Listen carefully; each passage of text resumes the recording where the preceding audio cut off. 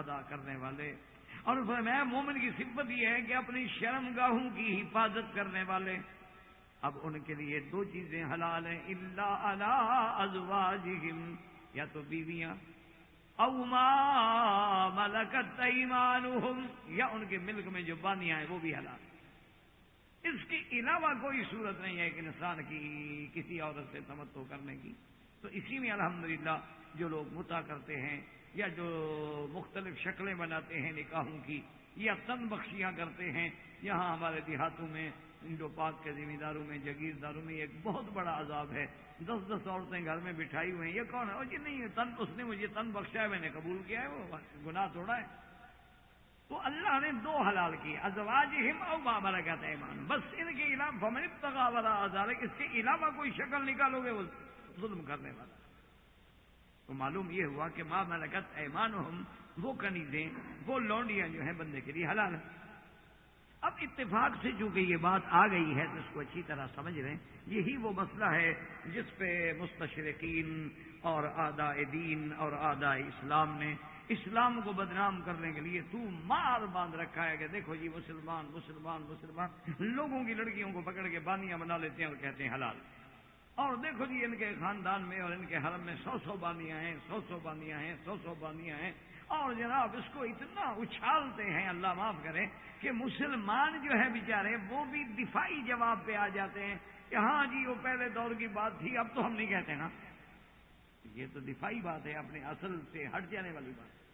تو اس لیے مسئلے کو سمجھیں کہ لونڈی کیا ہوتی ہے, لونڈی کس کو کہتے ہیں, کنیز کس کو کہتے ہیں, ملک یمین کیا ہوتا ہے, پہلے اس کے بارے میں آپ اچھی طرح سمجھیں بات. اب یہ تو خیر ایک اتفاق ہے کہ چونکہ دشمنان دین کو اسلام سے عداوت ہے, چاہے وہ خود جو مرضی آئے کریں, وہ تو پھر ان کی شخصی آزادی ہے.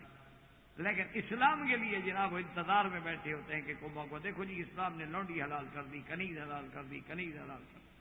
پہلی بات تو یہ سمجھیں کہ یہ کنیزوں کا مسئلہ یا لونڈیوں کا مسئلہ اسلام میں جاری نہیں ہے. یہ تو اسلام سے بہت پہلے اس مسئلے کا اسلام سے تعلق نہیں, اسلام نے یہ حکم جاری نہیں کیا.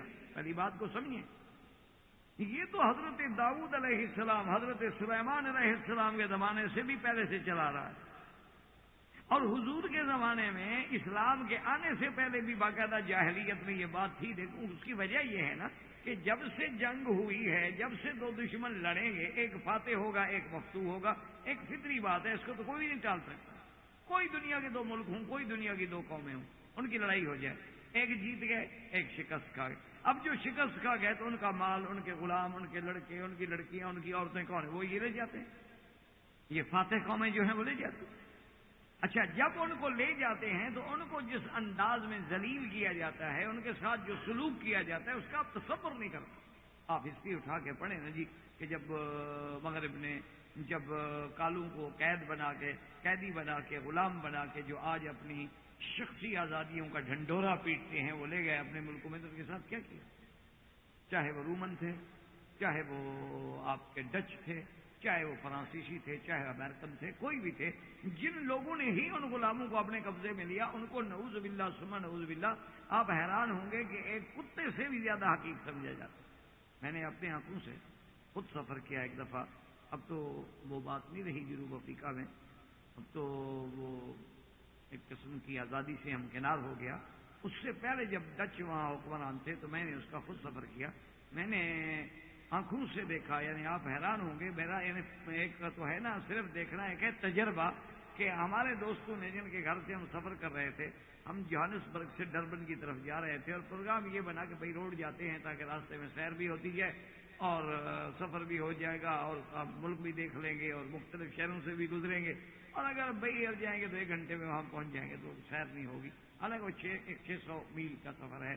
بہرحال ہم گاڑیوں پہ نکلے, تو جن کے گھروں سے ہم نکل رہے تھے تو ان بیچاروں نے, چونکہ وہ بیچارے بہت اللہ ان کی خیر اہل علم سے محبت کرتے ہیں, تو انہوں نے بڑے بڑے لنچ باکس بنا کے ہمیں ساتھ دے دیے کہ جی راستے میں آپ کہیں بیٹھ کے آپ کھانا کھا لیں گے, کیونکہ اچھا ہوٹل نہ ملے, کھانا حلال نہ ملے تو ایک خوف.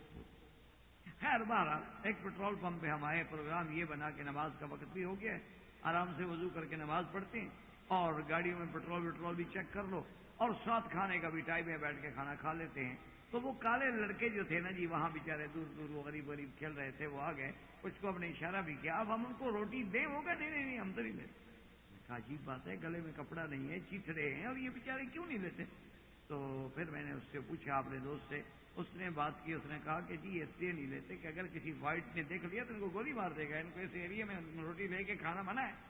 یہ بیچارے کہتے ہیں ہم ڈرتے ہیں، کیسے لیں ہم، پتہ ہمیں بھوک تو لگی ہوئی۔ تو پھر ان کو ہم نے طریقے سے اخباروں میں لپیٹ کے دیا، انہوں نے کہا بھی بھاگ جاؤ وہاں جنگل میں جا کے کھا لو، لیکن کھاؤ تو صحیح نا تم۔ تو بہرحال تو میرے کہنے کا مقصد یہ تھا کہ اس طرح غلاموں کے ساتھ برتاؤ کیا گیا۔ پہلے اسلام کا مسئلہ سمجھیں کہ غلام کس کو کہتے ہیں۔ اسلام یہ کہتا ہے کہ جب باقاعدہ شرعن جہاد ہو، یہ جہاد نہیں ہوتا کہ ہر آدمی ڈنڈا لے کے لڑنے کے لیے تیار ہو جائے، ہر آدمی جا کے گولیاں مارنی شروع کر دے اور دھماکے شروع کر دے، یہ کوئی جہاد نہیں ہوتا۔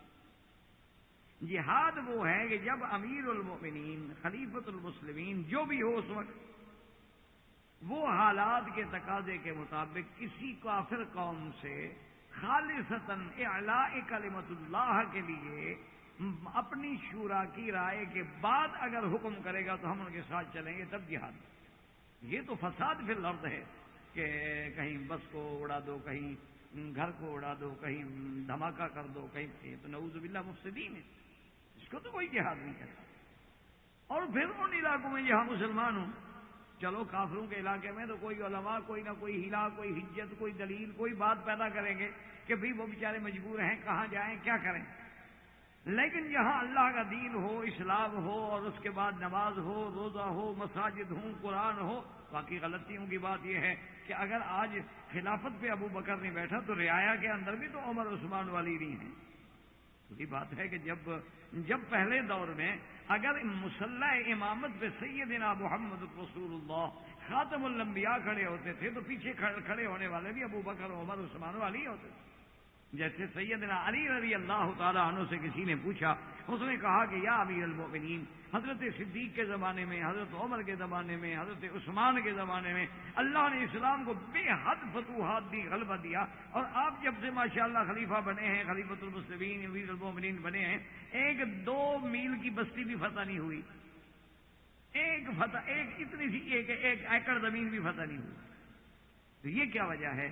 تو حضرت نے فرمایا کہ ہاں، جب ابو بکر عمر عثمان بادشاہ تھا تو وزیر علی تھا، اور جب میں بادشاہ بنا تو وزیر تم ہو، فتح کیسے ہو؟ تو آج تو وہی حالات ہے۔ اب یہ ہے کہ ہر آدمی دعویٰ تو یہ کرے گی خلفاء راشدین کا دور ہونا چاہیے، تم ہو اسی طرح، تم نے اپنے گھروں کو اسی طرح جیسے صحابہ کا ماحول تھا بنایا ہوا ہے۔ اگر تم اپنے ماحول کو اس طرح کا پیدا کر لو تو پھر خلافت راشدہ کی بات بھی کرو، ورنہ یہ دیکھنا پڑے گا کہ موجودہ دور میں اگر خدا کا قرآن ہے، اللہ کا نام ہے، مساجد ہیں، اور اس کے بعد دین کی حکم ہے، کتاب و سنت ہے، تو نعمت، عظیم نعمت، اللہ کا شکر کرو اور اس نعمت کی قدر کرو۔ تو بہرحال میرے کہنے کا مقصد یہ ہے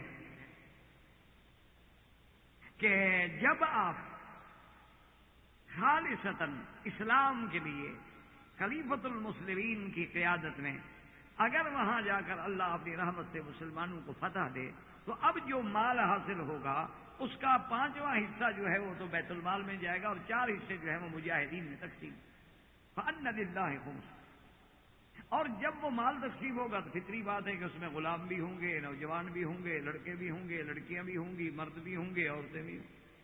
تو اب جب وہ ہمارے ملک میں آئیں گے تو وہ بھی خلیفۃ المسلمین باقاعدہ انہی مجاہدین میں تقسیم کریں گے جو اس جہاد میں شریک ہیں۔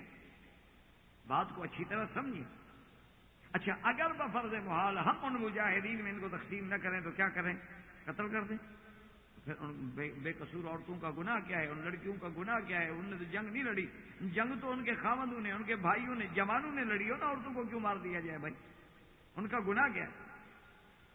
اچھا، یا ان عورتوں کو کسی دوسرے ملک میں ہم دھکیل دیں، وہ کہاں جائیں؟ یہاں ان کے خاوند تو مارے گئے یا قید ہو گئے۔ تو جب ہم ان عورتوں کو دوسرے ملک میں دھکیلیں گے تو وہاں جا کے وہ کیا کریں؟ ذرا آپ حالات کو سامنے رکھ کے فیصلہ کریں، صرف اسلام پہ اعتراض نہ کریں۔ اچھا، ہم ان کو بیچ دیں بلا وجہ، کیا کریں؟ اچھا، ہم ان کے لیے ایک بہت بڑا قید خانہ بنائیں، اس میں ان کو قید رکھیں، پھر ان کے کھانے پینے کا انتظام کریں، ان کی حفاظت کا انتظام کریں، اور ان سے پھر جو بے راہ روی پیدا ہوگی اس کا کیا ازالہ ہوگا؟ اسلام پہ الزام لگا دینا تو آسان ہے نا، بڑا آسان. اور لونڈی جی اور کنیز جو جی اسلام نے حلال کر دی.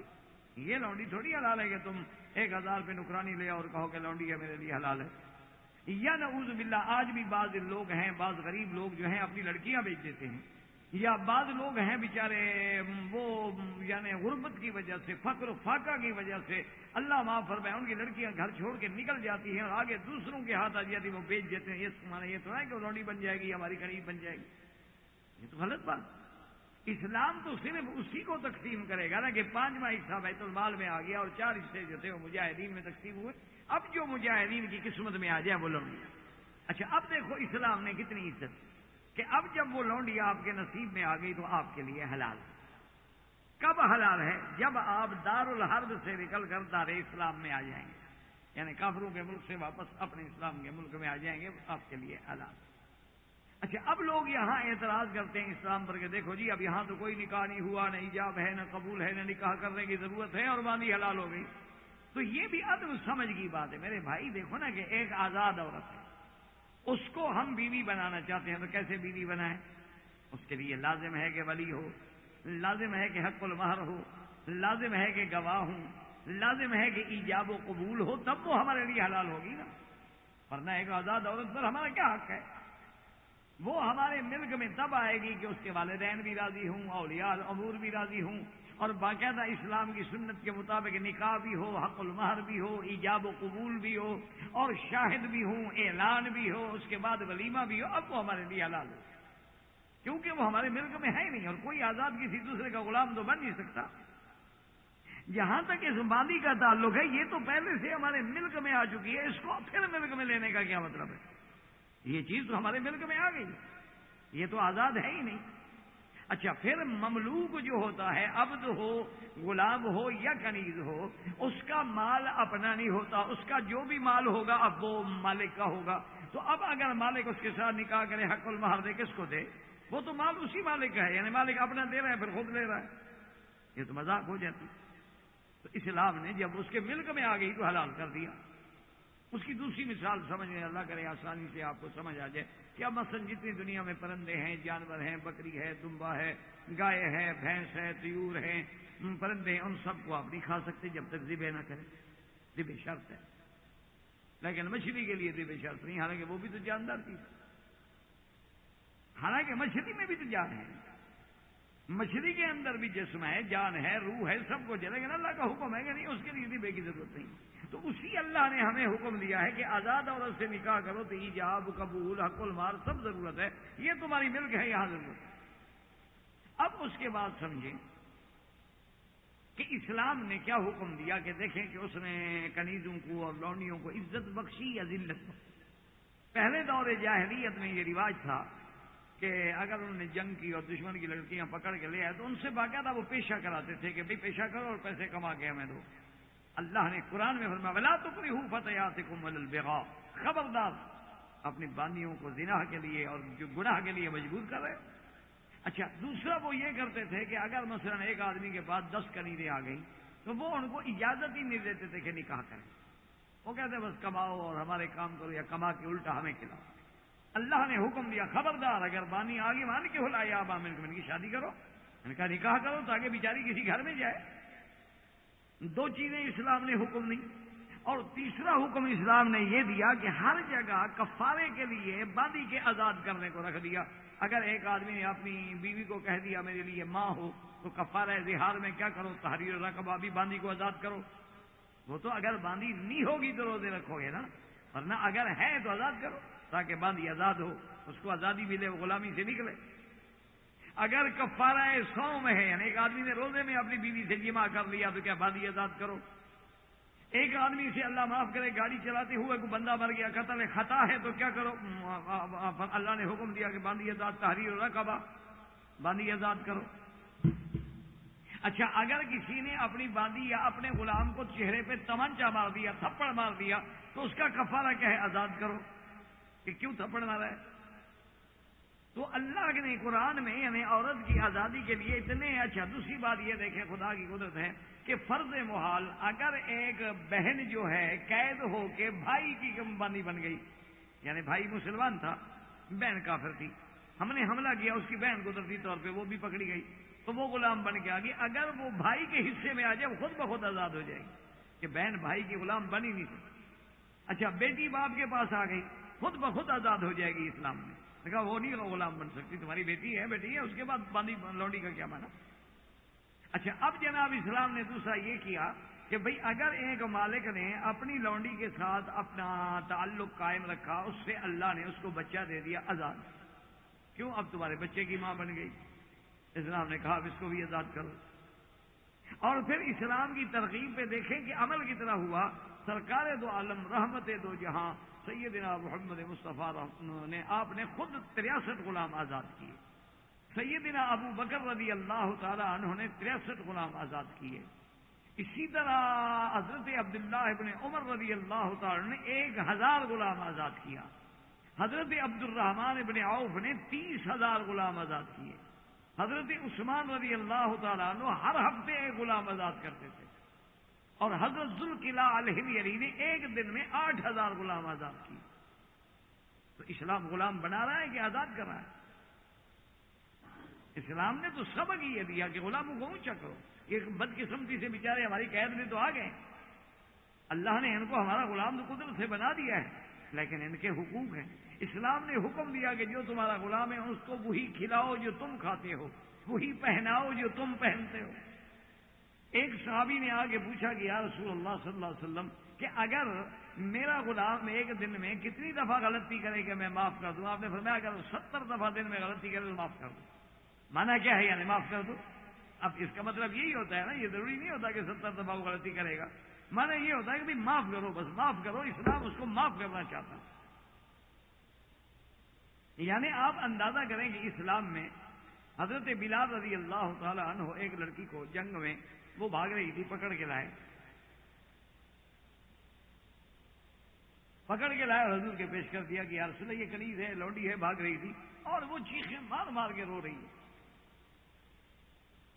تو واویلا کر رہی ہے اور سر سے کپڑے پھاڑ رہی ہے. وجہ اصل میں کیا تھی کہ حضرت بلال اس کو اس راستے سے لے آئے جہاں ان کے بہت سارے لوگ قتل ہو چکے تھے، مرے پڑے تھے. تو جب اس نے وہ لاشیں دیکھی نا تو اس کا دماغ الٹ گیا. تو حضور غصے میں آ گیا، فرمایا بلال انزیات رحمت میں اللہ نے تمہارے دل سے ہمدردی اور رحمت چھین لی ہے کہ تم اس لڑکی کو وہاں لے گئے ہو جہاں لوگ لاشیں پڑی ہوئی، کیوں اس کو تکلیف پہنچے؟ یعنی اندازہ کریں کہ اسلام کتنی عزت دے رہا. اسی طرح ایک لڑکی گرفتار ہو کے غلام بن کے آتی ہے، کنیز بن کے آتی ہے، باندی بن کے آتی ہے. تو جب دور سے نظر پڑی تو آپ نے فرمایا کون ہے؟ انہوں نے کہا حضور یہ باندی ہے، یہ حاتم طائی کی بیٹی ہے، کافر کی بیٹی ہے اور باندی ہے. آپ نے فرمایا کیا کہہ رہے ہو؟ بیٹی بیٹی ہوتی ہے چاہے وہ کافر کی بیٹی ہو، یہ کیا بات؟ چاہے وہ کافر کی بیٹی ہے، وہ کسی کی بیٹی ہے، اس کے سر پہ کپڑا ڈال. اسلام نے غلاموں کو کتنی بڑی عزت دی اور کتنا بڑا مقام و شرف دیا کہ آپ الحمدللہ قصص الانبیاء میں بھی، سیرت النبی میں بھی ہر مقام پہ اللہ کا شکر ہے. آپ پہلے بھی پڑھ چکے اور سن چکے کہ جب اللہ نے مکہ فتح فرما دیا تو فتح مکہ کے دن حالانکہ آپ دیکھیں کہ بڑے بڑے صحابہ موجود ہیں، جلیل القدر صحابہ موجود ہیں، قریش موجود ہیں، ابو بکر عمر عثمان و علی موجود ہیں رضوان اللہ علیہم اجمعین، خالد بن الولید موجود ہے، ابو سفیان مسلمان ہو گئے. لیکن حضور نے فرمایا کہ بلال کدھر ہے؟ بلال آئے، فرمایا کہ بلال آج کعبۃ اللہ کی چھت پہ چڑھ جاؤ اور کعبے کی چھت پہ کھڑے ہو کے اذان دو. یعنی آپ اندازہ کریں کہ حضور نے غلاموں کو کتنا اونچا کر دیا کہ غلام ہے بلال، لیکن اللہ کے کعبے کی چھت پہ کھڑے ہو کے اللہ اکبر اللہ اکبر. ورنہ یہ اذان تو کوئی اور بھی تو دے سکتا تھا نا. بھئی مکہ فتح ہوا ہے، آج قریشی بیچارے قیدی بن کے کھڑے ہوئے ہیں، تو آج کسی اور کو بھی تو ہم بھیج سکتے تھے نا، کسی آزاد آدمی کو بھی تم جا کے اذان دے دو. لیکن حضور نے مقام غلامی جو تھا ان غلاموں کو اتنا اونچا کر دیا کہ دنیا کے شاہوں سے بھی اونچے ہو. تو اس لیے یہ اسلام پہ الزام ہے، اور جب تک آدمی اس کی حقیقت کو نہ پا جائے، محض اعتراض کرنا جو ہے وہ کافی نہیں ہوتا، اس کی گہرائی میں جانا چاہیے۔ ایک تو آج دنیا سے نہ وہ ان کا وجود ہی ختم ہو گیا، نہ اسلامی جہاد رہا، نہ اس کے بعد مال غنیمت رہے، نہ ان کی تقسیم شرعی رہی، اور نہ اس کے بعد کنیزیں رہیں۔ اور اسلام نے تو سابقہ حکم کو برقرار رکھا اور اس کی برائیوں کو مٹا کے اس میں اچھائیاں داخل کر